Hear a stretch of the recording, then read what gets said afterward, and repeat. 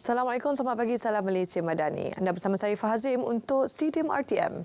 Tahun 2023 merupakan tahun yang sangat padat buat kontijen negara dengan 4 tamasya sukan telah pun berlangsung. Pencapaian kontijen di Tamasya Sukan C dan Para ASEAN Kemboja, Sukan Asia dan Para Asia Hangzhou antara tumpuan imbasan sukan siri kedua.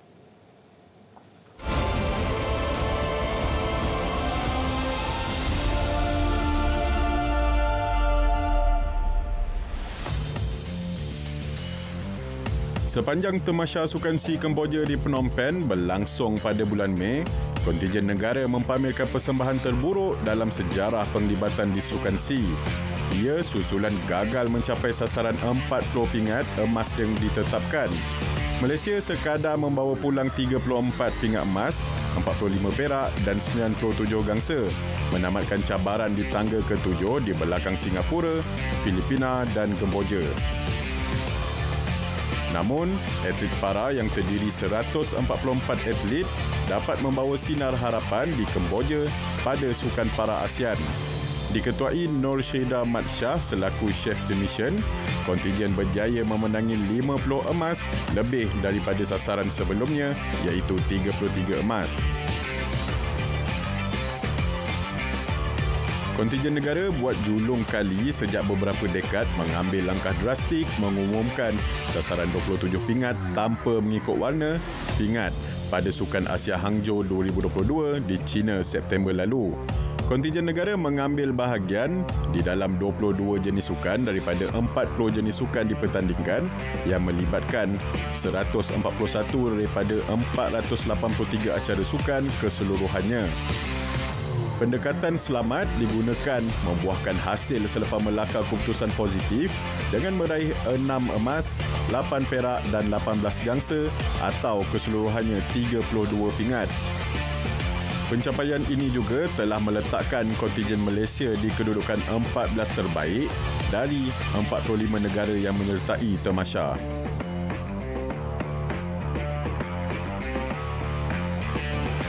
Barisan 113 atlet luar biasa terus tampil menyinar di bumi Hangzhou dalam Sukan Para Asia Hangzhou. Majlis Paralimpik Malaysia MPM menggunakan pendekatan tidak meletakkan warna pingat secara spesifik, hanya sasaran 35 pingat keseluruhan.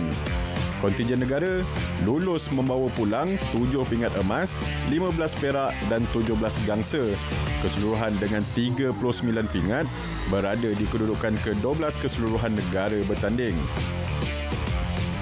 Secara tuntasnya, sepanjang tahun 2023, kontijen negara mempunyai prestasi yang tidak konsisten harus diperbaiki. Dengan berbaki kurang 7 bulan sebelum berlangsungnya Tamasya Sukan Olimpik dan Paralimpik 2024 Paris, tumpuan peminat sukan pastinya terarah terhadap prestasi kontijen negara nanti.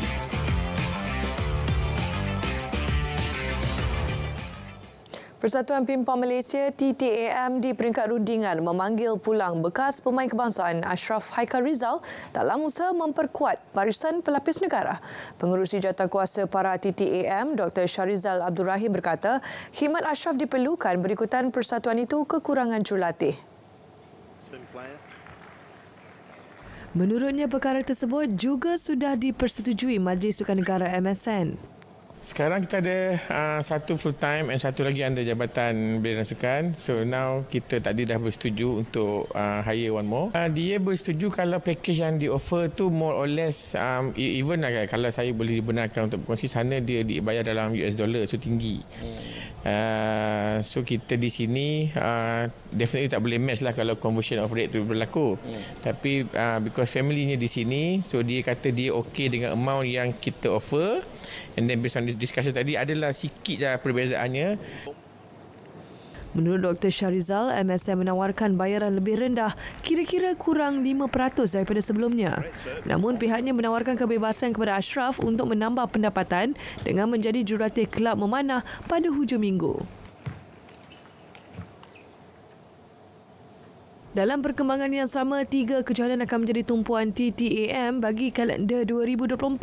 Antaranya kejohanan memanah para FA20 Al-Watani di Jordan, kejohanan para FA20 terbuka New Taipei City di Taiwan dan kejohanan para FA20 terbuka Saudi di Riyadh.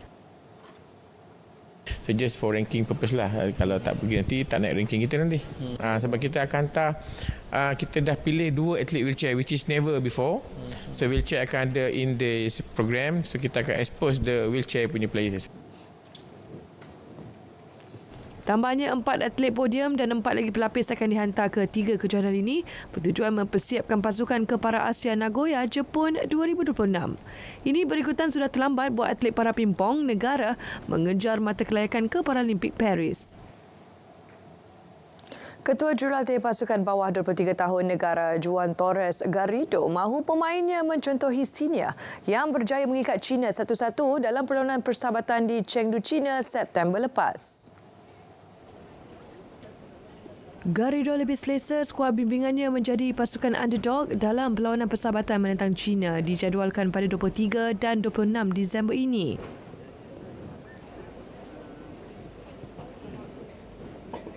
Every team is different, every game is different. We ask the players to be humble. We start from this ground that will be the next game.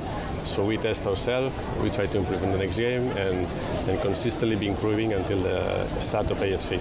So our senior team is a nice example that we like to follow, but we also need to prepare our path, do our path, prepare our way, adjust to our players and make the best. And as I said, this starting point is good to have it early and not in March. That was the next window, next FIFA window. Beliau berkata demikian kepada media di lapangan terbang antarabangsa Kuala Lumpur KLIA sebelum berlepas ke Shanghai, China hari ini. Skuad Harimau Muda Negara bakal berdepan 2 aksi persahabatan Tier 2 sebagai persediaan ke Piala Asia Bawah 23 di Doha, Qatar tahun depan.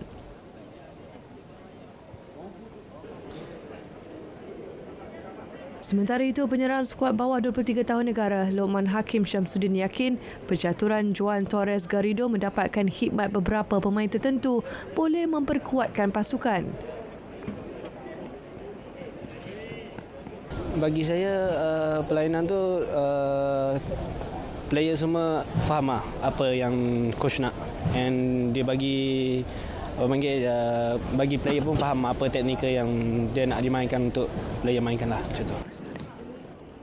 Kali ini Garrido menyeraikan beberapa pemain yang tidak beraksi pada Sukan C Mei lepas termasuk Loman, Muhammad Rahadiazli Rahalim, Fergus Tierney, Muhammad Umar Hakim Suhar, Rizwan Darussyam, Mukhairi Ajmal Mahadi, Arruven Tiran, Muhammad Aiman Afif dan Harith Haikal Adam Afkar.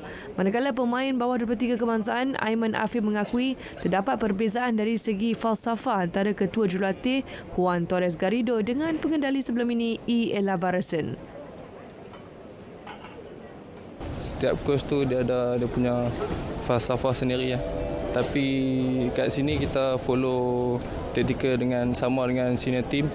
So kami kena follow benda tu. Susulan harga tiket Sukan Olimpik Paris 2024 yang dilaporkan melambung tinggi. Presiden Jawatankuasa Penganjur Tani Aston Gue mendakwa harga tiket kali ini mempunyai jumlah harga yang sama seperti di London dan Tokyo pada 2001.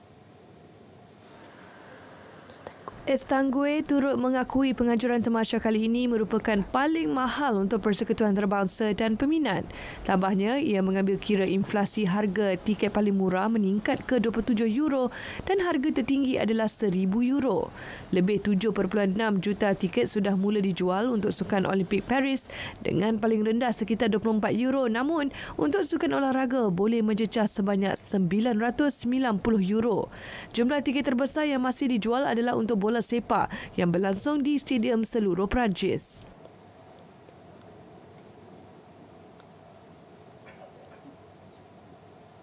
Dari sungai ke segara, Palestin pasti merdeka. Sekian CDM RTM, saya Fazim. Salam Malaysia Madani. Salam sukan untuk semua.